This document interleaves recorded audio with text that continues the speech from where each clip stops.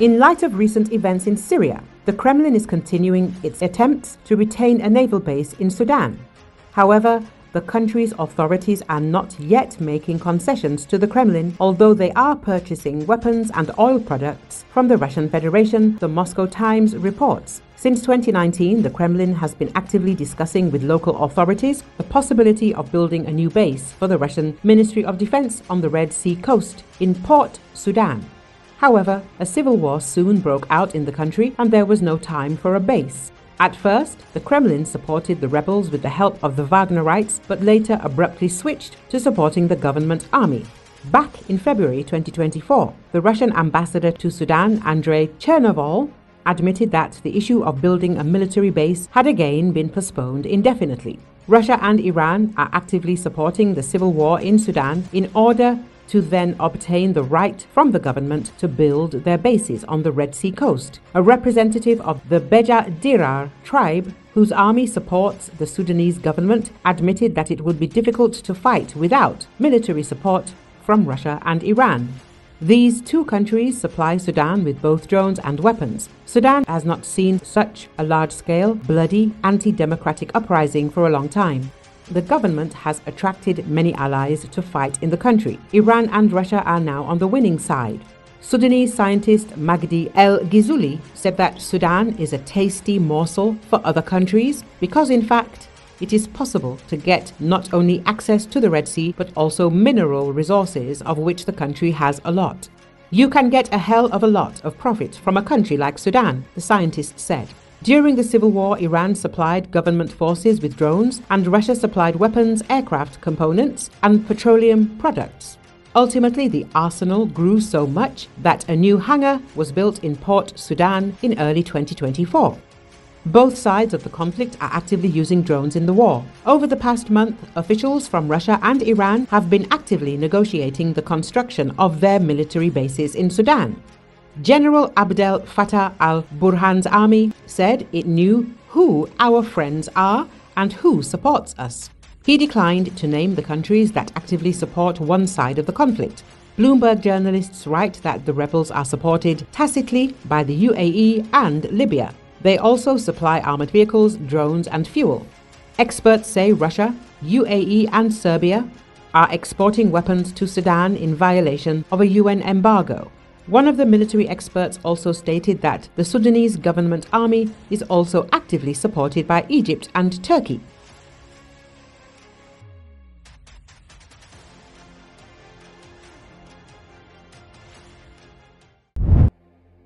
President Vladimir Putin boasted that his military operation in Ukraine has strengthened Russia and denied that the downfall of a key ally in Syria had dented Moscow's prestige, as he sought to project strength and ease at his annual news conference and call-in show Thursday.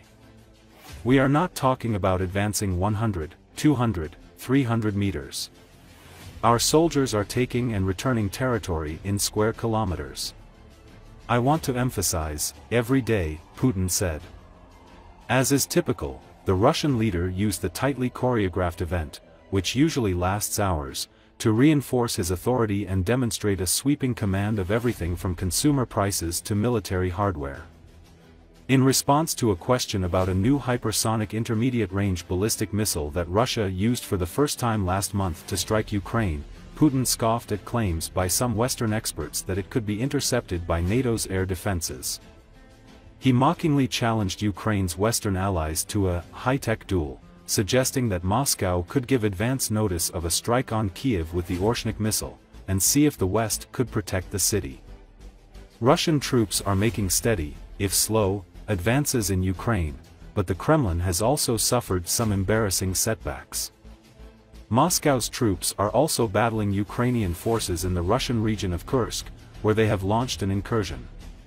Asked when they would drive the Ukrainians out, Putin responded that, "We will certainly kick them out, but wouldn't say how long it will take." Другой стороной только. Другой стороной, да. Морпехи Тихоокеанского флота. Да. Вот я специально взял его с собой. Вот такой собой.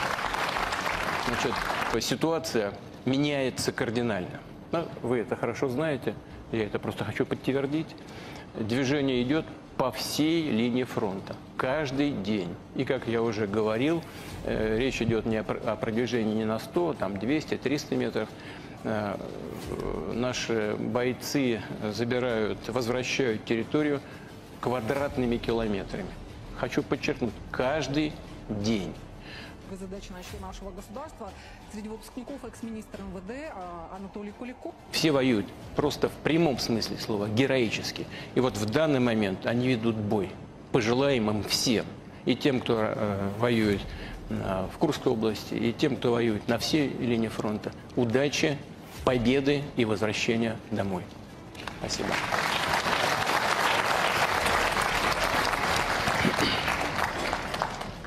Просто вот сказать, вот к такому числу, ну так не делается, потому что, и ребята же меня слышат, день-два, вот я назову такую дату, и они пойдут там, чтобы во что бы то ни стало вот к этой дате, не будут с потерями считаться. Мы не можем так поступать.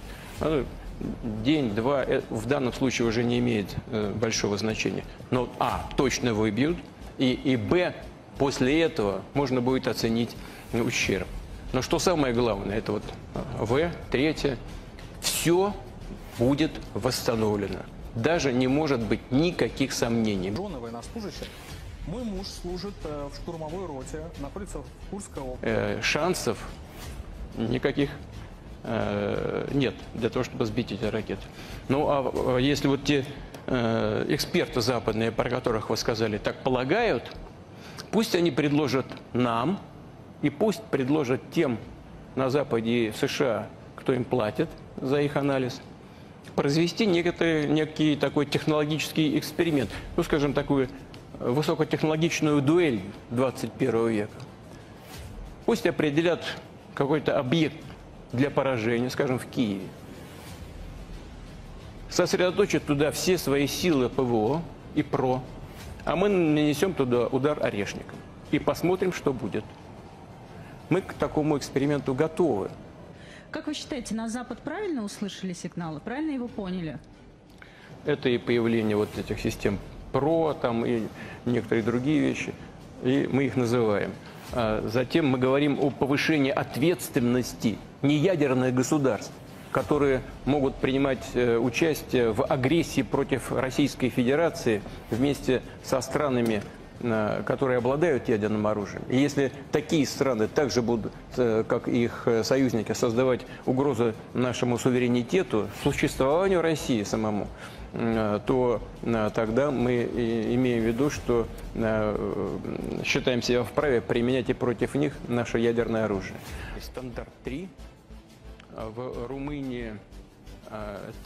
Если такие же угрозы будут создаваться для нашего союзника, члена союзного государства, для Белоруссии, то Российская Федерация будет это рассматривать так же, как создание аналогичных угроз для самой России. И мы сделаем все, чтобы обеспечить безопасность Белоруссии.